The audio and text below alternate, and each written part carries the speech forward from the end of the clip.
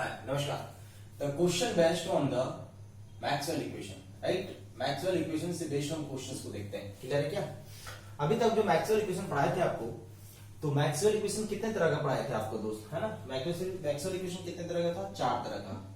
Divergence of D equal to कितना? Rho B, right? Divergence of D equal to कितना? Rho B. चलिए, so divergence of D equal to what? Rho v. And second one is your curl of E equal to minus del B by del T, right? Curl of H equal to JC plus JB, and the divergence of B equal to 0. So these all are the Maxwell fourth equation, right? So Maxwell के कितने equations थे? Fourth equations थे Maxwell के. और Maxwell के fourth equation में आया आपका कौन कौन सा? कि divergence of D equal to rho B, curl of H equal to JC plus JB, and the curl of E equal to minus del B by del t, and the divergence of B equal to कितना? 0. So this is your Maxwell equations. Now question कह रहा है यार, for the parallel plate capacitor area cross section दिया हुआ है. Area parallel plate capacitors का area given है आपको कितना? 50 centimetre square. And the distance between two parallel plate capacitor is 1 centimeter. And the dielectric material, जो पोर्सिलिन डाइलेक्ट्रिक मटेरियल है, उसका एप्सिलॉन आर आपको गिवन है 5.5. ये पोर्सिलिन है जिसका 5.5 होता है डाइलेक्ट्रिक मटेरियल्स का रिलेटिव परमिटिविटी, राइट? सिग्मा जो कंडक्टिविटी है, ये सिग्मा दिया हुआ आपको कंडक्टिविटी, राइट? कर रहा है if Vt equal to, Vt का वैल्यू कितना है? 100√2 cos 120 पाई टी वोल्ट. ये Vt दिया हुआ आपको, है ना? कर find the Jc, Jd and the total current through the capacitor. Jc बताइए, Jd बताइए, and total current through the capacitor बताइए कितना होगा. ये पूछा जा रहा है आपको. क्लियर है क्या? चलिए, अब पैरेलल प्लेट कैपेसिटर आपको गिवन है. जैसे ये जो पैरेलल प्लेट कैपेसिटर्स है, ये पैरेलल प्लेट कैपेसिटर है दोस्त.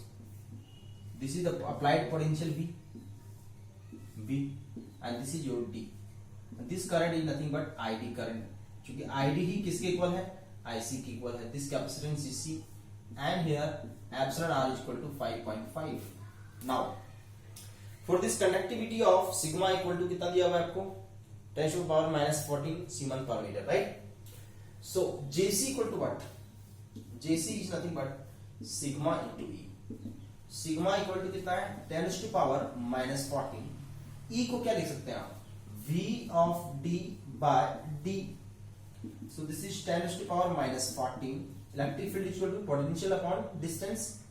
This is 120√2 upon 1 centimeter 10⁻⁻2 meter cos 120 pi t, right? Ampere per metre square. जब इसको सॉल्व करेंगे तो ये आएगा आपका 1.1√2 into 10⁻⁴, right? Cos 120 pi t volt ampere per metre square. So this is your Jc current density, right? This is Jc current density. 10⁻⁻10, नहीं? 10⁻⁻10 आएगा. This is 10⁻⁻10. Jc ampere per metre square. So this is your Jc current. इसको बोलेंगे हम conduction current density, right? अब हम देखते हैं कि what is the Jd. Jd current कितना होगा? Jd की बात करें मतलब डिस्प्लेसमेंट करंट डेंसिटी की बात कर रहे हैं, right? So displacement current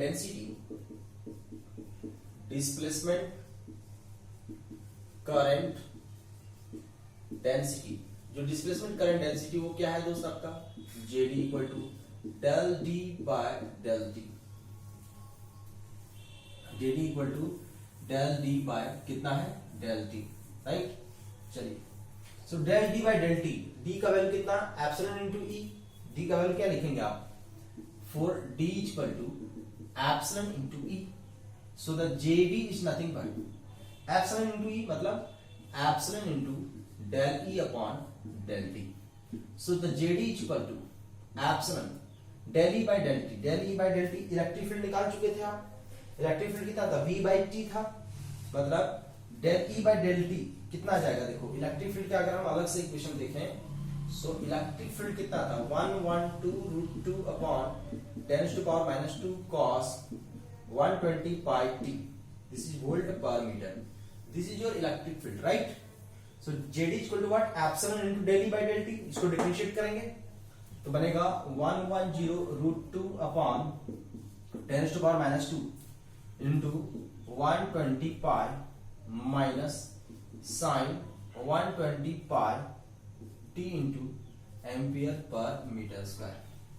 so the J D equal to, J D का जो वैल्यू इसको पुट करोगे आप तो जेडी आएगा साइन के फॉर्म में आएगा, नहीं माइनस में साइन के फॉर्म में ये आएगा माइनस, अब एप्सिलॉन का वैल्यू क्या लिखोगे आप, epsilon naught into epsilon r, this is 5.5 into epsilon naught रखोगे, राइट। सो जेडी बनेगा ये 5.5 epsilon naught into 110√2 120 pi upon 10 to power minus 2 minus sine of 120 pi t. इसको सॉल्व कीजिए, जब सॉल्व करेंगे तो जेडी आएगा आपका, जेडी इक्वल टू माइनस, हम डायरेक्ट आंसर लिख रहे हैं, this is 2.86 into 10 to power minus 4 into sine 120 pi t ampere per metre square. So this is your right answer, right? JD. So this is JC and this is your JD. Now total current density की अगर हम बात करें, then total current density कितना हो जाएगा दोस्त? So the total current density is JC plus JD. Total current density is equal to what? JC plus JD. So the current कितना जाएगा, JC plus JD, ये टोटल करंट डेंसिटी हो गया, नहीं। चलो जो JC आया JD आया उसको रख दो, यहाँ पर आ जाएगा आंसर टोटल। अगर आपसे पूछा जाए कि डिस्प्लेसमेंट करंट कितना होगा, so this is your JD, so the ID upon area equal to minus 2.86 into 10 to power minus 4 sin 120 pi into T। Area कितना दिया होता, 50 centimetre square. So the current ID equal to minus 2.86 into 10 to power minus 4 into 50 centimeter square minus centimeter square minus 4 into sine 120 pi t. So this is nothing but ID current, and this current is nothing but the current through the capacitor। कल पढ़ाए थे आपको, नहीं prove कर दिया था। So ID ही आपका क्या है, IC है, और इसका वैल्यू आपका जो आ रहा है वो आएगा minus 1.43 sin 120 pi t microampere. So this is your IC current, and this current can be also find out by using the second method। second method से हम कैसे find out करेंगे उसकी भी चर्चा करते हैं, राइट। चलिए, अगर मान लो इस मेथड से नहीं पूछा जाए आपको, सेकंड मेथड से आपको निकालना है कि what is the value of the IC current, IC current की वैल्यू कितनी होगी, कैसे निकालोगे, तो उसके बारे में हम चर्चा करते हैं दोस्त, ठीक है। देखिए सेकंड मेथड से हम डायरेक्ट निकाल सकते हैं, और सेकंड मेथड क्या है वो देखो ध्यान से। जैसे मान लो कैपेसिटर के थ्रू जो करंट है, ये कैपेसिटेंस सी था, पोटेंशियल कितना था आपका V। सो V पोटेंशियल है, करंट I है, IC है, तो IC करंट कितना होगा बताइए। IC करंट इक्वल टू क्या लिखेंगे आप, C dV अपॉन dt। तो सबसे पहले निकालना पड़ेगा आपको क्या, C। सो कैपेसिटेंस C कितना होगा, epsilon naught epsilon r A by d। So the C equal to 8.854 10 to power minus 12 into 5.5 into 50 into 10 to power minus 4 centimetre square, नहीं, and d 10 to power minus 2। So C का value कितना आ जाएगा, यहां से जब solve करोगे तो C का वैल्यू आएगा, आपके सामने मैं कर देता हूं, this is constant 32 epsilon not into 5.5, नहीं 5.5 into 50 into 10 to power minus 4 divided by 10 to power minus 2। So the answer will be C equal to 24.3 picofarad. So this is your answer, 0.24.3 picofarad. So ये आ गया आपका C. So IC current कितना होगा? IC current की बात करें हम, V कितना दिया था? V of t कितना दिया था? V of t ये दिया था आपको 120√2 cos 120 pi t, right? So the dVt upon dt equal to, differentiate करेंगे तो कितना आएगा? Minus 120√2 120 pi t into sine of 120 pi t, right? So the current IC equal to C dV by dt. It means 24.3 picofarad into 112√2 into 120 pi t into sine of 120 pi t ampere, minus में है ना, ampere. इसको solve करें.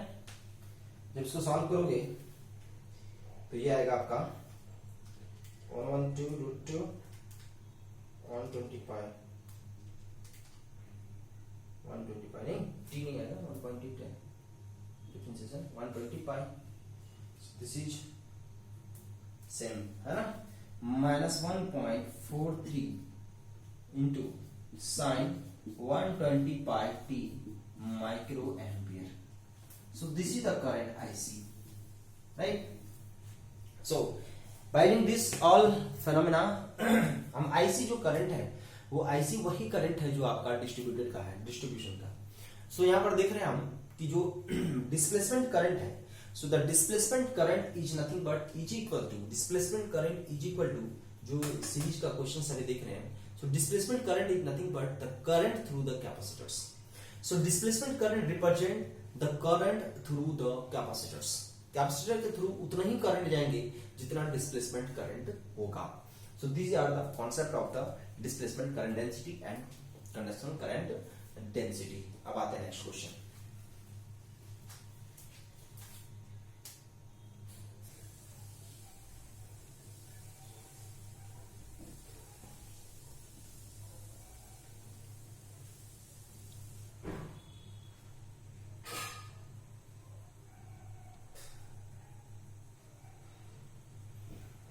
चलिए question है, this is the question number second. इस question में क्या कह रहा है कि find the amount of electric flux passing through the rho equal to 2 metre, z is varied from 0 to 5 metre and d दिया हुआ आपका है ना. मतलब एक सिलेंडर है, this is your cylinder, this is your cylinder. इस सिलेंडर की बात करें हम तो ये क्या है आपका? रो, फाई एंड जेड है, राइट? सो जेड कहां से कहां वेरी कर रहा है? 0 से लेकर के जेड कहां तक? 5 मीटर तक. So this is your 5 metre length. This is vary from z equal to 0 to 5 metre. 5 की वैल्यू कहां से कहां वेरी करती है आपकी? 5 तो 0 से लेकर के कहां तक? 2 पाई तक. कह रहा है अब ये इसका परपेंडिकुलर डायरेक्शन क्या होगा? A rho. This is your perpendicular directions, है ना. Flux, outward flux. So by Gauss theorem, by using Gauss theorem को अगर यूज करें आप तो क्या होगा? The total flux equal to Q enclosed, right? So total flux is nothing but psi equal to surface integration d dot ds is equal to Q enclosed. हमको चाहिए क्या? Find the amount of electric flux passing through. Total flux चाहिए मुझे, मतलब d dot ds चाहिए मुझे. सो this is nothing but the surface integration d का value कितना है? 30 e raised to power minus rho a rho minus 2z into कितना? az into ds कितना होगा? a रो के डायरेक्शन में है, so a rho d phi dz into a rho. Where phi कहां से कहां वेरी किया? 0 से लेकर के 2 पाई. z वेरी फ्रॉम 0 to लेकर 5. बड़ा आसान है. अब देखो ध्यान से, राइट? Is it clear? अब देखिए,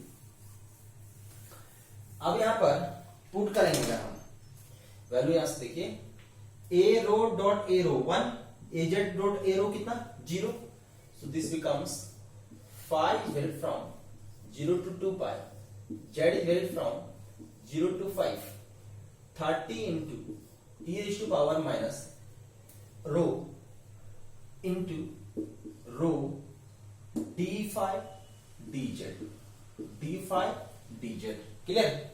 सो this is rho d phi and कितना है आपका dz के इक्वल है, क्लियर क्या। अब देखिए, अब यहां पर जो है कितना कूलम का चार्ज, कितना फ्लक्स हुआ, जितना चार्ज अप्रोच होगा उतने ही फ्लक्स होंगे।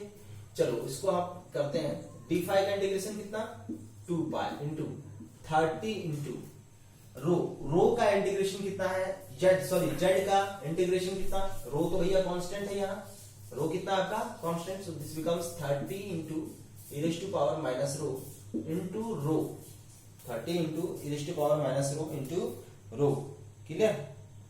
एंड रो का वैल्यू कितना है 2 मीटर है, तो रो का वैल्यू 2 मीटर पुट कर देंगे into d phi equal to 2 pi and z equal to 5, so this is 5 गुनी 10 10 300 pi into 2 e raised to power minus 2, so this becomes 600 pi e raised to power minus 2 coulomb, right. तो इसको solve करेंगे आप तो ये आएगा आपका 255.1 coulomb of charge. So this is बड़ा वेरी वेरी इंपॉर्टेंट टॉपिक्स है, इंपॉर्टेंट क्वेश्चंस है ये आपके रिलेटेड टू मैक्सवेल इक्वेशंस, जहां से हम क्वेश्चंस को बना सकते हैं, राइट। तो this is your second question. Now come to the third question, हम थर्ड क्वेश्चन की बात करते हैं लोग, है ना। थर्ड क्वेश्चन ये कह रहा है कि एक मैग्नेटिक वेक्टर पोटेंशियल दिया हुआ है, question number third, given magnetic vector potential दिया हुआ है आपको A equal to, given the magnetic vector potential A equal to, A का वैल्यू कितना दिया हुआ आपको, ये दिया हुआ आपको दोस्त, magnetic vector potential equal to minus rho square by 4 into a z weber per metre. Find the magnetic flux density, find b का वैल्यू क्या होगा, ये क्वेश्चन है मेरा, राइट। ए दिया हुआ है आपको, बी का वैल्यू बताइए क्या होगा, magnetic vector potential, magnetic flux density, b का वैल्यू कितना होगा। चलिए कैसे निकालेंगे इसको हम देखते हैं, राइट। यहां पर देख रहे हो कि बी और ए इस दोनों में एक ही इक्वेशंस का आपका जो है रिलेशन है। वो इक्वेशन क्या है आपका, तो देखिए आपको पढ़ाया था मैंने कि north pole and south pole, ध्यान से समझिएगा, north pole and south pole, north pole से इमिट करेंगे साउथ पोल पे टर्मिनेट करेगा, नॉर्थ पोल से इमिट करेंगे साउथ पोल पे टर्मिनेट करेगा, राइट। सो नॉर्थ पोल से इमिट कर रहा है फ्लक्स और साउथ पोल पे टर्मिनेट कर रहा है, मतलब जो डायवर्जेंस है, जो डायवर्जेंस ऑफ बी है वो कितना है आपका 0, डायवर्जेंस ऑफ बी कितना है आपका 0। It means what, divergence of b कैसे 0 आ रहा है, किसके कारण आ रहा है, this is due to non existence of monopole. Monopole को हम अलग अलग नहीं कर सकते, so due to this non existence of the monopole, divergence of b किसके इक्वल है 0 के इक्वल है।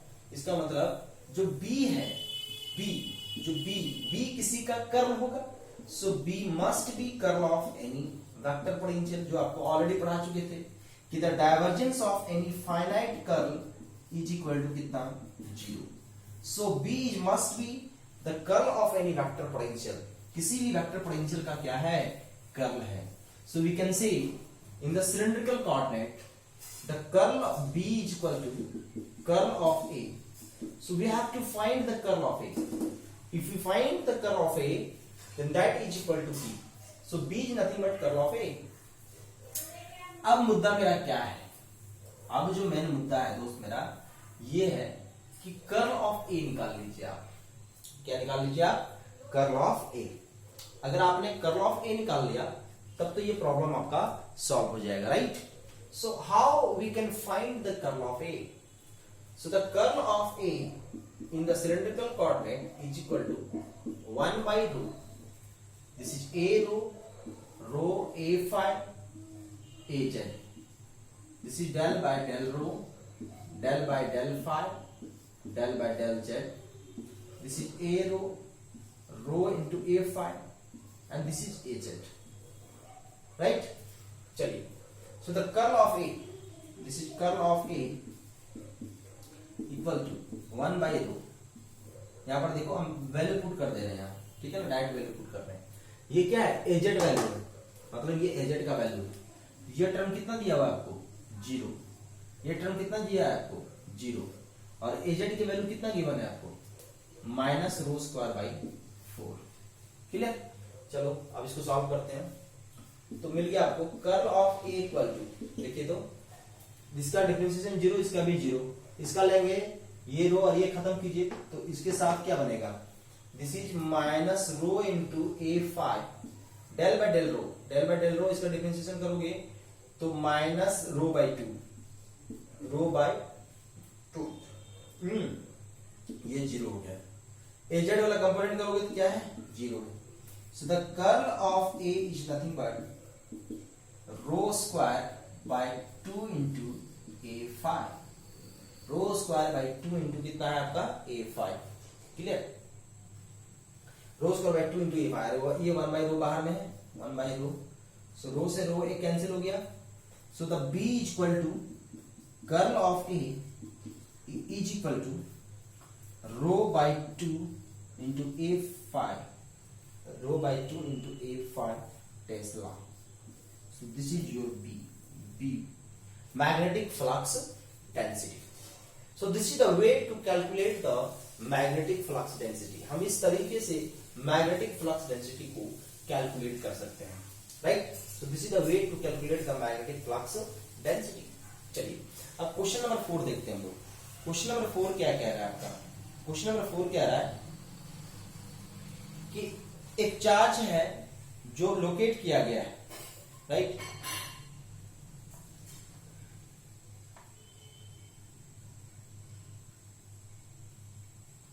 बाकी सिंपल सा क्वेश्चन है, EMF based questions. Question number 4 बोल रहा है an area of 0.65 metre square. एक किसी भी टर्म्स का एरिया है जिसका एरिया गिवन है. क्वेश्चन नंबर 4 बोल रहा है area equal to 0.65 metre square. Area आपको गिवन है, राइट? एरिया कितना दिया हुआ है? 0.65 मीटर स्क्वायर. किसी भी टर्म का एक एरिया दिया हुआ है आपको, राइट? करा an area of 0.65 metre square in z equal to 0 plane. In z equal to 0 plane. z equal to 0 plane पे एरिया कितना? 0.65 metre square. Is enclosed by a filamentary conductor. Enclosed by a filamentary conductor. Then find the induced voltage if b equal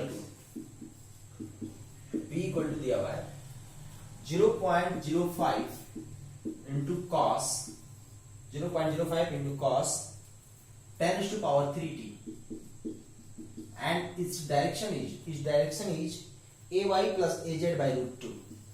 This is ay plus az by root 2 Tesla. Question क्या बोल रहा है कि एक फिलामेंट्री है जिसका area दिया हुआ है 0.65 मीटर स्क्वायर. कहां पर रखा है? z इक्वल टू 0 प्लेन पे. अगर B इतना है तो EMF कितना इंड्यूस्ड होगा? What is the EMF induced? Induced voltage कितना होगा? It means EMF equal to what? चलिए अब आपको पता है कि EMF और इसमें जो रिलेशन है बड़ा तगड़ा रिलेशन है दोस्तों. B और EMF में आपको ऑलरेडी रिलेशन आपको पता है. क्या रिलेशन पता है? EMF कितना होगा? तो Z इक्वल टू 0 प्लेन पे रखा हुआ है फिलामेंट्री. जैसे मान लो ये फिलामेंट्री है, z इक्वल टू 0 प्लेन पे, तो इसका नॉर्मल डायरेक्शन किधर होगा? az डायरेक्शन में. So the v emf equal to minus n d phi upon dt for n equal to 1. अगर n इक्वल टू 1 की बात करें, so the v emf equal to minus del by del d. phi कितना होगा? The surface integration of B dot ds. So phi is nothing but surface integration of B dot ds. So the VMF can be right here. The surface integration minus del B by del T dot ds. Del B by del T dot ds. अब del B by del T निकालना पड़ेगा, इसका partial differentiation करोगे. अच्छा, ds किसके along होगा? अगर हम ds की बात करें तो dx into dy, but az किधर के अलोंग होगा? z के डायरेक्शंस में. ds is nothing but area. ds क्या है? एरिया. सो ds का यूनिट वेक्टर किधर है? az की तरफ है.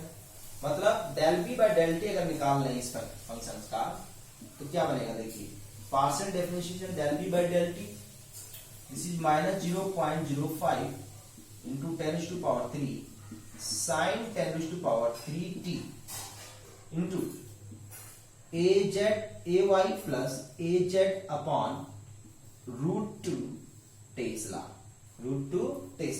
ये del b by del t मिल गया. जब इसको यहां पर रखोगे आप इक्वेशन इसमें तो क्या बनेगा वो देखिए. एरिया कितना दिया है? 0.65 मीटर स्क्वायर एरिया दिया हुआ है. So the V EMF equal to minus and ये माइनस खत्म.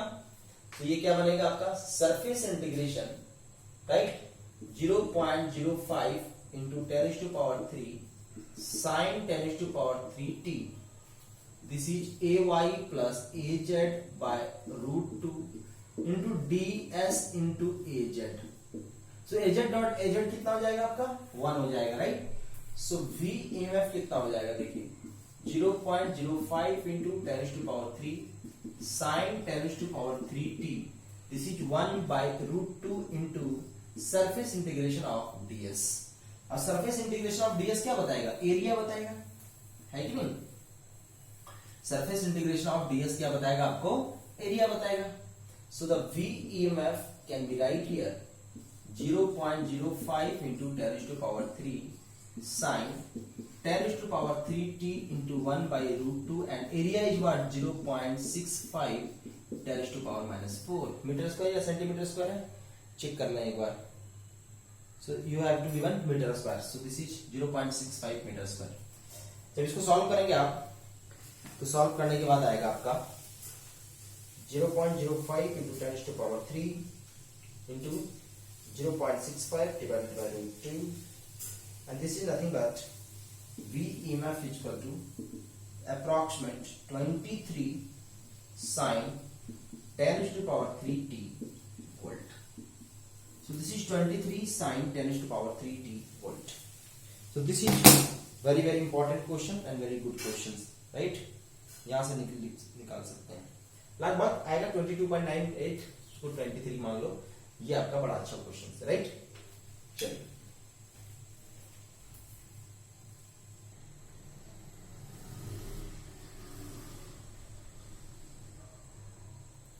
चलिए बड़ा अच्छा क्वेश्चन है, वेरी इंपॉर्टेंट क्वेश्चन. इस टाइप के क्वेश्चन एकदम एक ना एक आते हैं एकदम क्वेश्चन, है ना.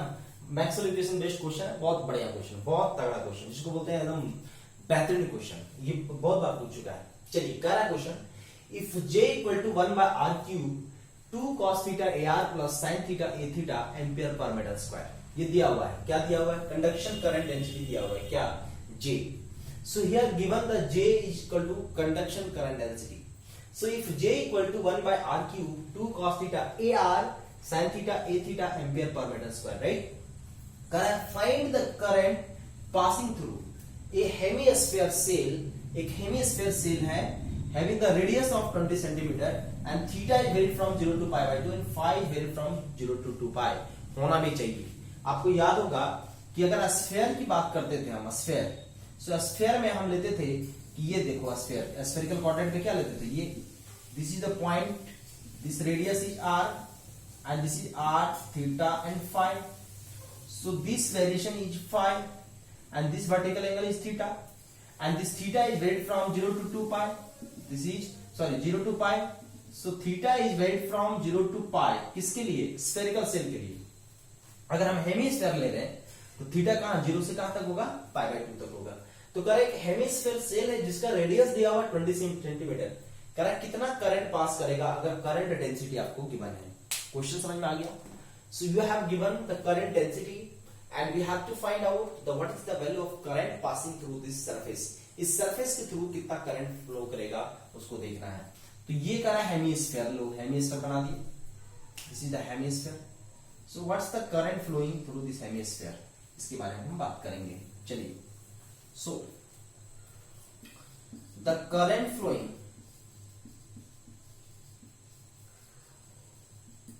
Through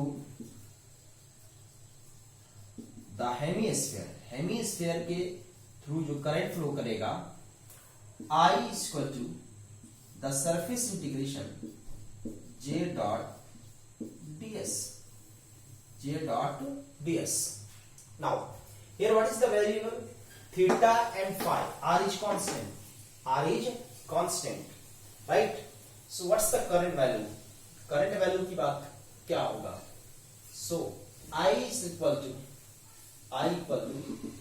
surface integration, theta is varied from 0 to pi by 2, phi is varied from 0 to 2 pi, right? Radius is constant, so this is 1 by r cube 2 cos theta ar plus sin theta a theta, right? R square sin theta d theta d phi AR. So this is the ds. आपको याद होगा spherical coordinate का ds तो यही होता है, नहीं? R square sin theta d theta d phi. Clear? चलो, AR dot AR equal to कितना? 1. A theta dot AR equal to कितना? 0. सो द करंट कितना होगा? I current. This current is equal to theta is varied from 0 to pi by 2, phi is varied from 0 to 2 pi. This is 1 upon r cube into 2 cos theta into r square sin theta d theta d phi, right? चलिए, एक r square से r square खत्म, एक बचा r. ये क्या बन जाएगा? sin 2 theta. तो इंटीग्रेशन का वैल्यू आएगा 1 by r d phi का integration 2 pi into sin 2 theta, sin 2 theta का integration minus cos 2 theta. So minus cos 2 theta by 2 and this is equal to theta varied from 0 to pi by 2, right? चलिए, इसकी value को put कीजिए. जब put करेंगे इसकी value ये आएगा 2 pi by r into 1 by 2 theta. This is 1 and this is 1 and pi by 2 this is 2, this is 2.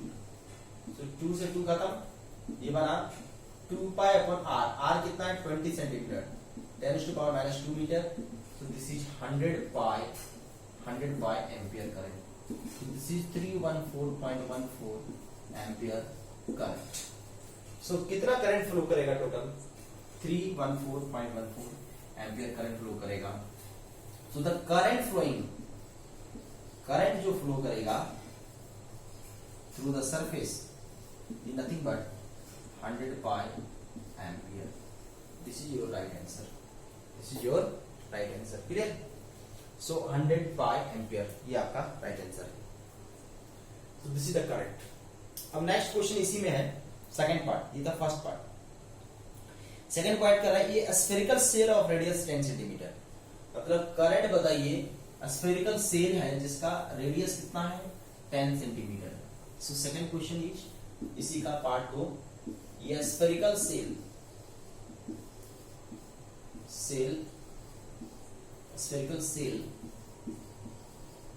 Of radius 10 centimetre. 10 centimetre का रेडियस दिया हुआ है, right? So spherical shell of radius 10 centimetre.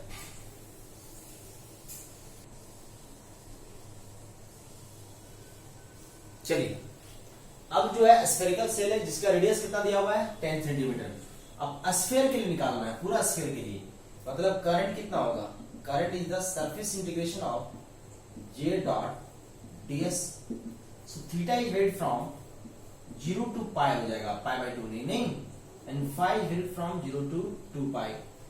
So this is 1 upon r cube 2 cos theta a r plus sine theta a theta into ds कितना r square sine theta d theta d phi a are.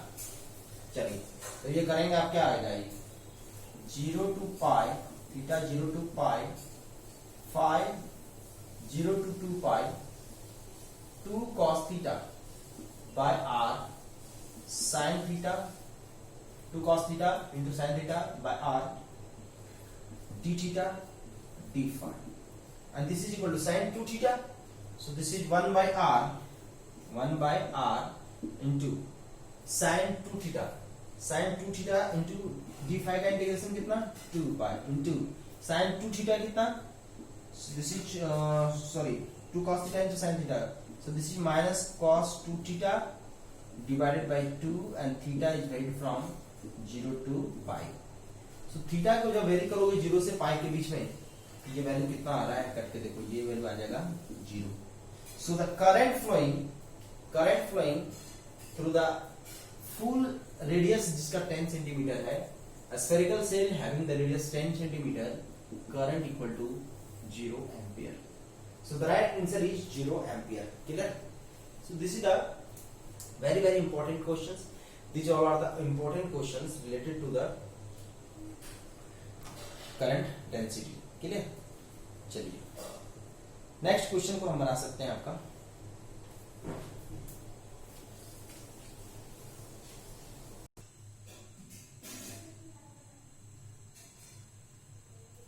Continuity equation. ठीक है, पहला question क्या है, first question है कि if j equal to, j का value दिया हुआ है आपको, क्या दिया हुआ है j का value 100 upon rho square a rho ampere per metre square. So if j equal to 100 upon rho square a rho ampere per metre square. Clear? So find rate of increase निकालना है, ध्यान से देखिएगा, rate of increase. अगर आप ध्यान से पढ़े होंगे relaxation time and continuity equation, तो क्या पढ़ाया था कि the relaxation time is the continuity equation में क्या पढ़ाए थे कि the total outward current is equal to the rate of decrease of charge within the volume, that is called continuity equation. So now in this case the rate of increase पूछ रहा है, the rate of increase of charge within the volume, कितना charge within the volume, rate of increase of charge density with in volume कितना होगा, with in the volume rate of decrease of charge density कितना होगा, इसके बारे में बात करेंगे हम लोग, है ना। जे क्या है, करंट डेंसिटी, और करंट डेंसिटी किसकी इक्वल है 100 अपॉन रो स्क्वायर ए रो। कह रहा है कि 100 अपॉन रो स्क्वायर ए रो जो है, इसमें हमको निकालना है कि find the rate of increase कितना करेगा करंट। ठीक है, now by using continuity equation, अगर आप कंटिन्यूटी इक्वेशन पता हो, बाय यूजिंग कंटिन्यूटी इक्वेशन क्या बोलता है आपका कि the divergence of j equal to minus d rho b upon dt।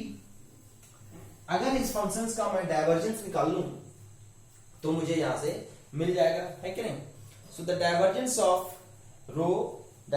j equal to minus d rho b upon dt। Clear है क्या? Now we have to find the divergence of rho. So what is the divergence of rho?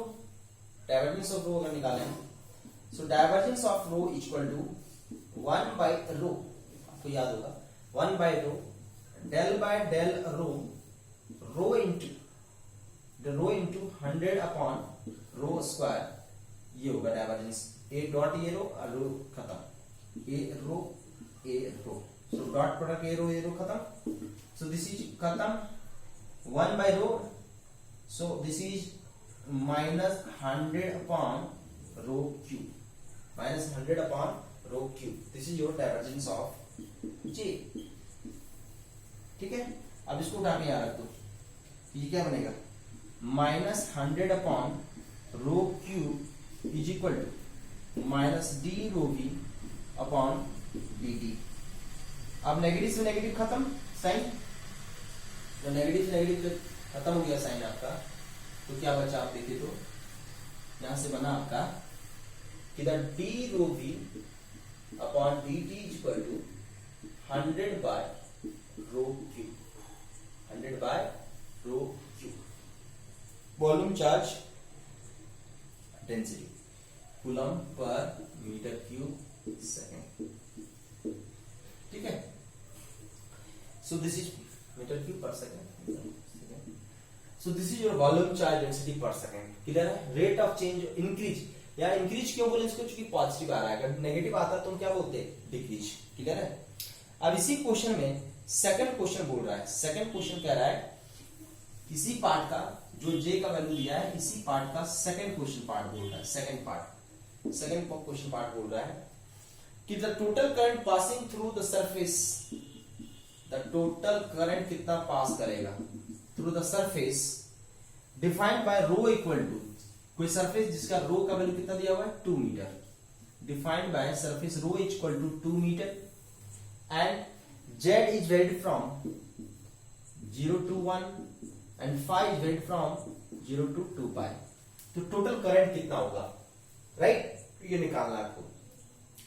तो current क्या होगा बताइए, तो current equal to surface integration j dot ds, ये तो होता है surface integration.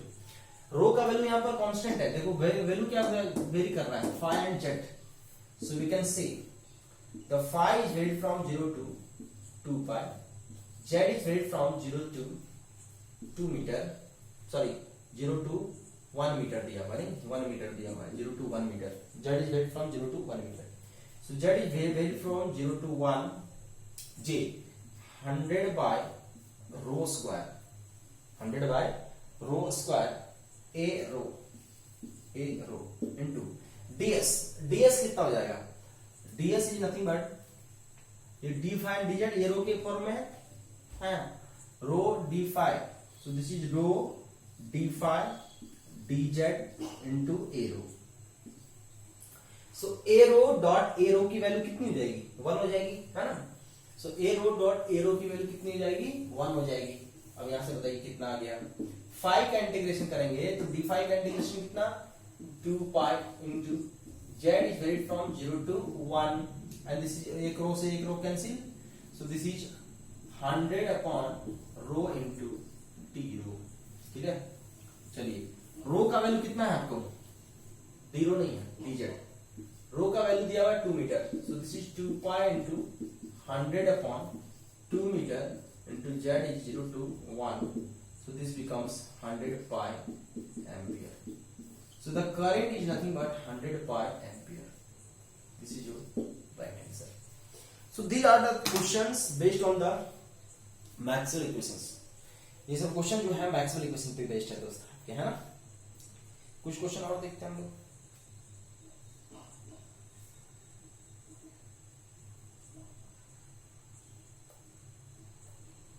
So these are the questions based on the Maxwell equations, ये था आपका मैक्सवेल इक्वेशंस। कुछ क्वेश्चंस और गेट का जो है कुछ क्वेश्चंस देखेंगे हम लोग जब आपके पूरे टॉपिक्स को कवर कर लिया जाएगा। वैसे सारे क्वेश्चन गेट के आपके बन जाएंगे, कोई दिक्कत नहीं है ना, ऑल क्वेश्चंस आपके क्लियर है। चलिए अब नेक्स्ट टॉपिक हम स्टार्ट करेंगे और वो टॉपिक है आपका boundary conditions. So the next topic will start the boundary conditions, right. So the next topic is boundary conditions in electrostatic में and magnetostatics। So the boundary condition in electrostatic and magnetostatic, electrostatic and magnetostatic, very important part है ये आपका। Electrostatic में कैसे होगा boundary conditions and magnetostatic की case में boundary conditions क्या होगा, राइट। ये टॉपिक को हम स्टार्ट करते हैं। देखो इलेक्ट्रोस्टैटिक और मैग्नेटोस्टैटिक में बाउंड्री कंडीशंस की बात कर रहे हैं। बाउंड्री कंडीशंस का मतलब ये होता है कि हम कौन सा वैल्यू को किस तरह से electric field and magnetic field किसी भी पॉइंट पे चेंज होगा। इट मींस अगर किसी भी बाउंड्री लाइन के क्रॉस में इलेक्ट्रिक फील्ड और मैग्नेटिक फील्ड के जो कंपोनेंट्स हैं, इट मींस डी ई के जो कंपोनेंट्स हैं या एच के जो कंपोनेंट्स हैं, बी के जो कंपोनेंट्स हैं, किस तरह से चेंज हो रहा है, that is comes under the magnetic field component and electrostatic components. So here the boundary condition is nothing but the condition at the medium पे जो conditions है वो किस तरह से वेरी कर रहा है, कंटिन्यूअस है या डिसकंटिन्यूअस है, या एक मीडियम से हम दूसरे मीडियम में जा रहे हैं या दूसरे मीडियम से पहले मीडियम में आ रहे हैं, तो किस तरह के पैरामीटर में रिलेशन होगा डी और बी के, या एच और ई के, या डी और ई के नॉर्मल कंपोनेंट क्या होंगे आपके, उसके बारे में हम चर्चा करेंगे. क्लियर. आगे हम ये भी बताएंगे कि प्लेन को इंक्लाइन कर दिए, ये था तो नॉर्मल इंसिडेंस का, अगर प्लेन को इंक्लाइन कर देंगे तो इस केस में नॉर्मल कंपोनेंट कैसे निकालेंगे और टेंजेंशियल कंपोनेंट कैसे निकालेंगे. That's the very very important topic, right. चलिए